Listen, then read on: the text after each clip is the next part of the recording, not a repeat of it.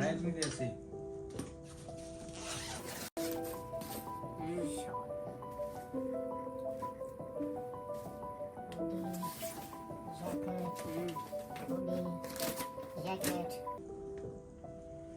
क्या करूँ भाई, जो सामान लाना था वो मैं लेके नहीं आया, और जो भूल गया थोड़ा सामान मैं डाला था वो भी निकाल के बाहर रख दिया जो इम्पोर्टेंट था, और जो बेकार सा सामान सारा मैं उठा के ले आया। देखो सर्दियों में कितने सामान मैं लेके आ गया, बर्तन वगैरह भी लेके आया। चलो ये तो सही है, क्या करूँ भाई। तो भाई मेरी वीडियो देख लेता आने से पहले, पता चल वो जाता तो है भाई। क्या क्या सामान लेके आना है। अब ले आया ना, गलती कर ली ना, तो आप भी अगर गलती ना करना चाहते हैं तो मेरी वीडियो देखो, ताकि इसी बिल्कुल तरह भाई। से आप जहाँ पे आपने परेशान पहले क्यों नहीं बताया, मैंने पहले आपकी वीडियो देखी नहीं। अगर देखी होती तो मेरे को बहुत थोड़ा मैंने अच्छा सामान लेता, सही वाला सामान ले आता। इतनी दूर आया हूँ, अब यहाँ पे पैसे खर्चने का दिल भी नहीं कर रहा। तो देखा आपने वीडियो में, आप एक्साइटेड में वहाँ से तो आप घर से तो आ जाते हो यहाँ पे, और यहाँ पे आपको पता चलता है कि आपने जो इम्पोर्टेंट चीज़ें थी वो आप लेके नहीं आए, तो फिर क्या करें यहाँ पे आके। तो इसलिए मैंने आपके लिए जो पूरी वीडियो बनाई है, पूरी वीडियो के लास्ट तक बने रहिए, आपको बहुत सारी इन्फॉर्मेशन मिलेगी। और जो गलती मैंने की है वो आप नहीं करोगे, इसलिए मैंने ये वीडियो बना रहा हूँ। तो बने रहिए लास्ट तक, आपको मिलेगी पूरी अच्छी इन्फॉर्मेशन। तो मैं आपको वन बाय वन बताऊंगा कि क्या क्या मेरे को ज़रूरत पड़ी थी, और कैसे क्या प्लानिंग थी, और आप जब आ रहे हो आपने कैसे प्लानिंग करनी है। तो फर्स्ट ऑफ ऑल, जब आप इंडिया से जब आ रहे हो, प्लानिंग कर रहे हो साइप्रस में आने के लिए, या ऐसी बात आप वर्क वीज़ा या स्टूडेंट वीज़ा, और उसके लिए आप अप्लाई कर रहे हो, तो आपको सबसे पहले अपनी टिकट का अपने पूरा ध्यान रखना है कि आप कोशिश करो कि आपकी जो टिकट है, you have to book 2 months earlier, so that's why it's you get price cheaper। जितनी आप पहले करेंगे, जाहिर सी बात है आपको उतना प्राइस बेटर मिलेगा। जितनी आप लेटेस्ट आप करेंगे, आपको प्राइस थोड़ा सा हाई मिलेगा नॉर्मली रेट से। तो आप कोशिश ये भी करना कि आपका जो ले ओवर है वो मैक्सिमम टाइम का रहे, क्योंकि आपकी जो नेक्स्ट फ्लाइट है, क्योंकि डायरेक्ट फ्लाइट नहीं है इंडिया से, दिल्ली से और मुंबई से डायरेक्ट फ्लाइट नहीं है लारनाका के लिए। लारनाका सिटी साइप्रस में तो डायरेक्ट नहीं है, बाय ये दुबई, बाय कतर, दोहा, बर्लिन, कहीं से भी होके आ सकती है। तो आपने सिर्फ इस चीज़ का ध्यान रखना है जब आप फ्लाइट बुक कर रहे हैं, इट्स वेरी इंपॉर्टेंट, कि आपका जो ले ओवर है मैक्सिमम आपका 3-4 आवर्स से ऊपर होना चाहिए, ताकि आप कनेक्टर फ्लाइट है, एक फ्लाइट से दूसरी फ्लाइट तक आपको जाने में इजी रहे और आप वहाँ पे कंफ्यूज ना हो जाएं, क्योंकि मोस्ट ऑफ टाइम्स हम कंफ्यूज हैं, क्योंकि सबका फर्स्ट एक्सपीरियंस है। हम इधर उधर घूम रहे हैं, देख रहे हैं, वीडियो बना रहे हैं, तो कई बार वैसे कंफ्यूज हैं कहाँ जाना है कहाँ नहीं। सो आपका ले ओवर जो है मैक्सिमम रहना चाहिए, ताकि आप अपना बोर्डिंग के लिए टाइम से पहले पहुँच जाएँ। So as per my experience, my ticket booked by my company. तो मेरे को ऐसा कुछ था नहीं कि मेरे को ऐसे इतने दिन पहले करना है ये वो, कंपनी की तरफ से सारा कुछ बुक था। जस्ट मेरे को 1-2 दिन पहले ही, मेरे जब फ्लाइट थी 1-2 दिन पहले ही मेरे को टिकट मिली, और उसके लिए मैं रेडी था। मेरे पास जो भी है, मैंने डॉक्यूमेंट के बारे में बात करूंगा ड्यूरिंग योर जर्नी। एंड आपको क्या रखना है, आपकी टिकट होगी, आपकी पासपोर्ट की कॉपी होगी, आपका वीज़ा रहेगा, वर्क परमिट है या स्टडी वीज़ा है, जो भी है उसकी कलर कॉपी रखनी है, फ्लाइट की टिकट रखनी है। मोस्ट इम्पोर्टेंट, अगर आप स्टूडेंट हो तो आप कहाँ रहने वाले हो, वहाँ पे होटल की बुकिंग है, हॉस्टल की बुकिंग है, वो आपके पास मेक श्योर कि वो आपके पास ज़रूर होना चाहिए, क्योंकि वो पूछेंगे कि आप where are you going and what is your stay planning in Cyprus. आपसे क्वेश्चन सारे पूछेंगे, जी आपके पास कॉपी रहेंगी, आप इजीली शो कर सकते हैं दिस इज़ माय बुकिंग और कंफर्मेशन नंबर। अगर आपका वर्क वीज़ा है तो आपके पास ऑफर लेटर में सारा कुछ मेंशन रहता है कि आपका जो अकोमोडेशन है वो कंपनी की तरफ से है, आप उसी टाइम उनको दिखा सकते हैं। उसके पास अभी तो वैक्सीनेशन का कोई ऐसा नहीं है, लेकिन मेडिकल का आपका, वैसे तो मेडिकल के बारे में पूछते नहीं है, मेडिकल की आपके पास एक कॉपी ज़रूर होनी चाहिए। और आप जब आ रहे हो वहाँ से, तब आप कोशिश कीजिए, it's very important, you have to carry some euros. Right. ये मैंने गलती की थी क्योंकि टू बी ऑनेस्ट जब मैं आया था मेरे को ये था कि मेरे सारा कुछ तो कंपनी की तरफ से है, मेरे को कोई कैश करने की ज़रूरत नहीं है। तो मैंने जो इंडियन रुपीस ही अपने पास रखे हुए थे, आपने इंडियन रुपीस भी अपने पास रखने हैं। इंडियन रुपीस आपने कम से कम 4-5 हज़ार रुपया अपने पास रखना है। और यूरो की अगर बात करूं तो मैं कम से कम आपको पास 2 से 300 यूरो आपके पास होने चाहिए। कॉपी जो है जो आपने अपने पास जरूर रखनी है, फिजिकली भी और सॉफ्ट कॉपी भी। तो उसके बाद सबसे बड़ा जो मेन रहता है कि पैकिंग का, लगेज का आपके फ्लाइट पे डिपेंड करता है। समटाइम्स किसी का 40 kg है, समटाइम्स किसी का ज़्यादा भी है, वेरी करता है। क्योंकि जो मेरा था, मेरी जो फ्लाइट थी वो एमिरेट्स की थी। एमिरेट्स की फ़्लाइट में ज़्यादा लगेज का अलाउ नहीं होता है क्योंकि वो थोड़ी सी कॉस्टली फ्लाइट रहती है, तो उसमें था नहीं मेरे को इतना ज़्यादा। तो जो भी आपके फ्लाइट के अकॉर्डिंग रहेगा आपको बता दिया जाएगा कि 23 kg का प्लस आपका 7 kg का जो बेसिक मोस्टली रहता है। तो आपने उसके अकॉर्डिंग पूरा अपना वेट रखना है। तो आपने क्या क्या चीज़ें पैक करनी है ये मैं आपको बताता हूँ, क्योंकि अगर आप साइप्रस आ रहे हो, आपने थोड़ा बहुत सर्च किया होगा अगर, तो Cyprus is not weather in winter like it's very cold. आपको कोल्ड जो वेदर रहेगा वो सिर्फ आपको 2-3 मंथ्स ही रहेगा, बाकी जो नॉर्मल डेज रहेंगे वो समर्स का ही रहेगा। तो आपको हैवी स्टफ जो है वो रखने की जरूरत नहीं है। आपको सिर्फ एक आधी जैकेट रख लेना अपने पास, एक हुडी होगी, और आपके जो ट्राउज़र रहेंगे वो आप एक या मैक्स टू मैक्स 2 ही रखना, जो वार्म ट्राउज़र रहेंगे। और जो आप कोशिश करना जो ट्राउज़र रहेंगे वो थोड़े से हल्के वाला स्टफ़ रहेगा। आप अगर वो भी रखेंगे तो आपको चलेगा, क्योंकि मैंने ये गलती की थी। मैंने जो कुछ ज़्यादा ही स्टफ़ जो है विंटर्स का रख लिया था, लेकिन जब मैं यहाँ पे आया मेरे को पता चला कि यहाँ पे ये सब चीज़ों की ज़रूरत नहीं है, क्योंकि मैंने जो समर्स का जो स्टफ़ है मैंने इतना ज़्यादा नहीं रखा था। अभी वो मेरे को थोड़ा सा महसूस होता है, तो आप वो गलती बिल्कुल मत करना। आप टी शर्ट्स रख लेना, 6 टी शर्ट रख लेना आप, 5-6 आप लोअर रख लेना, शॉर्ट्स जो रहेंगे 5-6 रख लेना, आपके लिए वो बेटर रहेंगे। और आप अगर आप किसी प्रोफेशनल, जैसे मैं होटल इंडस्ट्री का था, तो जैसे वाइट शर्ट, 2 वाइट शर्ट रख लेना, 2 ब्लैक पैंट रख लेना, फॉर्मल ड्रेस मीन्स, और ब्लैक शूज़ रख लेना। आप ब्लैक शूज़ में आप स्पोर्ट शूज़ भी रख सकते हो। एटलीस्ट आपके पास 2 ब्लैक स्पोर्ट शूज़ होने ही चाहिए। इट्स अ वेरी इंपॉर्टेंट, क्योंकि आप इंडिया की कंपेरिजन, जैसे इंडिया में आपको फॉर्मल शूज़ पहन के जाना, ऐसा कुछ है नहीं, यहाँ पे इतना स्ट्रिक्ट नहीं है। आप नॉर्मल जो है जो स्पोर्ट शूज़ पहन के भी आ सकते हो, लेकिन वो पूरे ब्लैक होने चाहिए, जेट ब्लैक, कोई भी वाइट स्पॉट ऐसा कुछ नहीं होना चाहिए। आप वो पहन के वो आप ऐसे 2 करके रख लेना। तो आप ये सब चीज़ें रहेगी जो क्लॉथ में रहेगा। नॉर्मल जो आपके अंडरगारमेंट्स वगैरह है जो है वो आपने रखने हैं।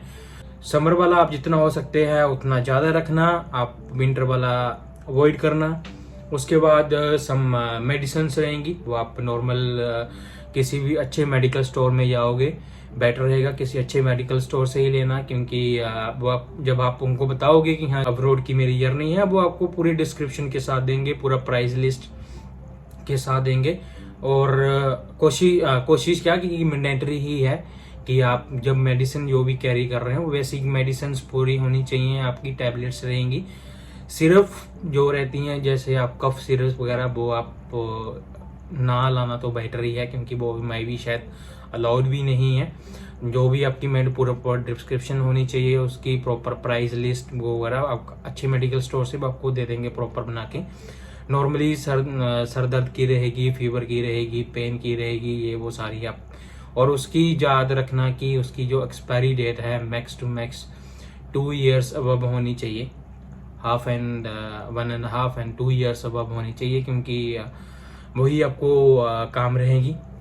तो उसके बाद अडेप्टर्स, मेरे पास ये अडेप्टर है, ये वाला अगर आप देख रहे हो, ये वाला अडेप्टर है। आपने ऐसा अडेप्टर लेना है और पीछे से ऐसा पूरा होना चाहिए, ये वाला आपको रहेगा, क्योंकि यहाँ पे जो है वो दूसरा है, वो आपका सॉकेट ऐसे वाला है, इंडिया वाला जो कनेक्टर नहीं रहेगा।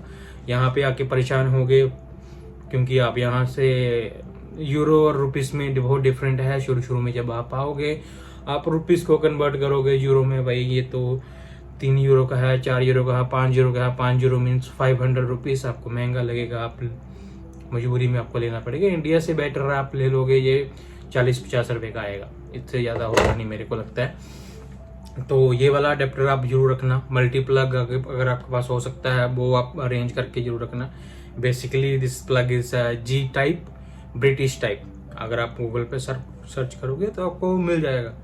ग्रूमिंग का अपने थोड़ा सामान रखना है, जो भी अगर आप जैसे शेविंग वगैरह का होएगा, जो भी रहेगा, ग्रूमिंग का थोड़ा सा सामान रखना है। एक इम्पोर्टेंट टिप इसमें लगेज में दे देता हूँ कि आपकी जो भी ज़रूरी चीज़ें हैं, जैसे कि अडेप्टर हो गया, फ़ोन का पावर बैंक वगैरह हो गया, डॉक्यूमेंट्स रहेंगे, और एक extra pair of clothes you have to carry in your hand bag, right. ये आपका जो बड़े वाला बैग रहता है उसमें आपको कैरी करने की ज़रूरत नहीं है। आपने उसमें और चीज़ मैं आपको लगेज में मेंशन करना भूल गया कि वो स्पाइसेस, इंडियन स्पाइसेस, वो आपके हैंडबैग में नहीं रहेंगे। आप उसमें कैरी भी मत करना भूल के भी। जो भी स्पाइसेस वगैरह रहेंगे आप कोशिश करना कि मैक्स टू मैक्स जितने आप हो सकते हैं कि आप इंडिया से ले आना, क्योंकि यहाँ पे आपको मिल जाएंगे लेकिन वो टेस्ट जो इंडिया, यहाँ से बात है, जो इंडिया का टेस्ट है वो यहाँ के आपको नहीं मिलेगा। आप जब बुकिंग बनाओगे तो वहाँ पे मेंशन रहेगा कि आप कौन कौन सी चीज़ें हैं जो हैंडबैग में, जो कैबिन बैग में है, वो कैरी कर सकते हैं। सिर्फ वही कैरी करना, एक्स्ट्रा चीज़ें आपको कैरी करने की ज़रूरत नहीं है। लगेज का आपका जितना वेट है आपने प्रॉपर घर से चेक करके निकलना है, उतना ही वेट होना चाहिए, ठीक है। तो ताकि आप एयरपोर्ट पे आपको परेशानी ना हो। कोई भी डॉक्यूमेंट्स आपने तैयार रखने हैं, कलर कॉपी और फिजिकल कॉपी दोनों आपके रेडी होनी चाहिए। आप जब एयरपोर्ट पे पहुंचेंगे, ये सबसे बेसिक और इम्पोर्टेंट, सबसे very important, you have to reach at airport earlier 3 hours, right. 3 या 4 घंटे आपको बिल्कुल पहले पहुंचना है, क्योंकि आपकी फ़्लाइट का कुछ भी नहीं आपको रहेगा। आप कंफ्यूज रहेंगे क्योंकि फर्स्ट टाइम ट्रैवलर रहेगा। 3-4 घंटे पहले पहुंचना है, क्योंकि फ़्लाइट का आपका लगेज का रहेगा। पहले लगेज वगैरह पूरा चेक करेंगे, क्या वेट है क्या नहीं है। उसके बाद सिक्योरिटी चेकअप रहेगा आपका। सिक्योरिटी चेकअप में आपका लगेज हैंड बैग ही आपका साथ में रहेगा, और उसको वो प्रॉपर चेक करेंगे क्या है क्या नहीं है, ठीक है। कुछ चीज़ें मैंने आपको बता दिया कि इन चीज़ों का अपने ध्यान रखना है। कौन सी चीज़ें आपकी जो है हैंड बैग, कैबिन बैग में नहीं होनी चाहिए, ठीक है। और उसके बाद जब आप एंटर करते हो, उसके बाद आप एंटर कर लेते हो फाइनली। उसके बाद आपको कोई क्वेश्चन कोई कुछ नहीं रहेगा, आप एंटर कर लेते हो। आप अपनी बोर्डिंग के लिए बोर्डिंग गेट आपको बता दिया जाएगा, वहाँ पे स्क्रीन पे मेंशन रहता है। आपने तैयार चेक कर लेना है कि आपका कौन सा बोर्डिंग गेट है। आपने वहाँ पे पहुँचना है। आपका ड्यूटी फ्री से होते हुए आप निकलोगे। लॉन्च वगैरह अगर आपके पास टाइम है तो आप वहाँ पे थोड़ा बहुत कुछ खा सकते हो। आप अगर ज़्यादा लेट आप पहुँच गए हो तो आप कुछ वहाँ पे खा पी के थोड़ा सा, अपने कोशिश करनी है जल्द से जल्द अपना बोर्डिंग गेट के पास पहुँच जाए। बोर्डिंग गेट के पास एक बार पहुँच गए आपको थोड़ा सा रिलीफ हो जाएगा कि हाँ, कि यहाँ से मेरी फ़्लाइट रहेगी, और वहाँ पे टाइमिंग मेंशन रहेगी कि हाँ कि इतने घंटे और इतने मिनट्स में आपकी जो बोर्डिंग शुरू होगी और आपकी फ़्लाइट टेक ऑफ जो है इतने टाइम में होगी। उस टाइम वहाँ पे जो मेरी मोस्ट इम्पोर्टेंट टिप अभी याद रखना, क्योंकि हम ज़्यादातर वीडियो शूट वगैरह करना शुरू कर देते हैं, वीडियो कॉल शुरू कर देता कि हाँ कि वीडियो कॉलिंग शूट आपको बहुत टाइम मिलेगा, लेकिन सबसे ज़रूरी टाइम है वो है आपका बोर्डिंग टाइमिंग। जो आपका बोर्डिंग गेट है वहाँ पे पहुँचना ज़रूरी है। वहाँ पे आप पहुँच के वीडियो बनाओ, जो मर्जी करो, आपको कम से कम इतना रहेगा कि हाँ के पास है, वो आपको बहुत ज़रूरी है। वीडियो थोड़ी सी लंबी ज़्यादा होती आ रही है। मैं बेसिकली इतनी लंबी वीडियो बनाना नहीं चाहता, क्योंकि मैं जल्दी से ख़त्म करना चाहता हूँ मैं आपको। लेकिन ये है कि हाँ कि थोड़ी सी ज़्यादा इंपॉर्टेंट चीज़ें हैं जो वो ये, जैसे इन चीज़ों पे आप थोड़ा सा ज़्यादा ध्यान रखना ताकि आपको कोई परेशानी ना हो, ठीक है। उसके बाद जब आप बोर्डिंग के पास चले जाते हो तो इमिग्रेशन का आपका पास हो जाता है। आपका जो वही सपना जो रहता है सबका कि हाँ कि ये रील बनानी है एयरपोर्ट में एंटर होते हुए। आप उसके टाइम जब आप पहुंच जाते हो, ले ओवर आपका रहता है जो भी जिस भी कंट्री का आपको मैंने बता दिया कि टाइमिंग मैक्सिमम क्या रहनी चाहिए। आपने जैसे ही आप वहाँ पे लैंड होते हो, ठीक है, वहाँ पे आपने घबराना नहीं है। समटाइम्स कई बार ये बंदा इसलिए घबरा जाता है क्योंकि मेरा लगेज नहीं पहुँचा अभी, क्या ये वो है, क्योंकि लगेज आपका फाइनली डेस्टिनेशन पे ही आपको मिलेगा। जो भी आपकी, जैसे आपने अगर दिल्ली से आप फ्लाई करते हो तो आपका वो आपको साइप्रस में ही मिलेगा। ऐसा नहीं है कि अगर आप दुबई में लैंड कर रहे हो, दोहा में लैंड कर रहे हो, कतर में लैंड में कर रहे हो, आपको वहाँ पे मिलेगा। So when I was landed in Cyprus airport staff was very helpful। आपको वहाँ पे वो ज़्यादा क्वेश्चन नहीं करेंगे, मेरे से भी जस्ट उन्होंने पासपोर्ट और वीज़ा वगैरह मांगा था, जस्ट उन्होंने अपनी फॉर्मेलिटीज़ की। आप एयरपोर्ट के बाहर आ जाते हो, अपना लगेज कलेक्ट करते हो। अगर आपका वहाँ पे है अकोमोडेशन, कोई रिलेटिव है आपको पिक करने के लिए पहले ही खड़ा होगा। जैसे मेरा कंपनी की तरफ से था तो पहले से ही वहाँ पे थे वो, तो टैक्सी रेडी थी मेरे लिए। तो अगर आपके नहीं है तो आपको घबराने की ज़रूरत नहीं है, आपको इजीली वहाँ से टैक्सी मिल जाएगी। आपके पास एड्रेस होना चाहिए, आप अपना एड्रेस बताओ उनको कहाँ पे आपने जाना है, आपको वहाँ पे वो ड्रॉप कर देंगे। अदरवाइज वो चीपेस्ट वे रहेगा, वो बस रहेगा, बाय बस आप आ सकते हो। 5 और 6 रहेगा आपका बस में, इतना भी नहीं है, इससे कम ही रहेगा, तो आप इजीली वहाँ से आ सकते हो। तो if you have any question just let me know, put the comments and down and I will reply you everyone, okay? So if this video is very useful for you, very helpful for you, don't forget to subscribe my channel, like my video and share this, and I will make you more videos for your Cyprus journey। और Cyprus के लिए जितना भी हो भी आपके question रहेंगे मैं आपको कंटिन्यूस वीडियो डालता रहूँगा। तो चैनल को सब्सक्राइब करना मत भूलना, लाइक करना मत भूलना और शेयर करना मत भूलना। तो ये थी मेरी जर्नी, आपको मैंने सारा बता दिया। तो मिलते हैं आपके साथ अगली वीडियो में। Thank you so much.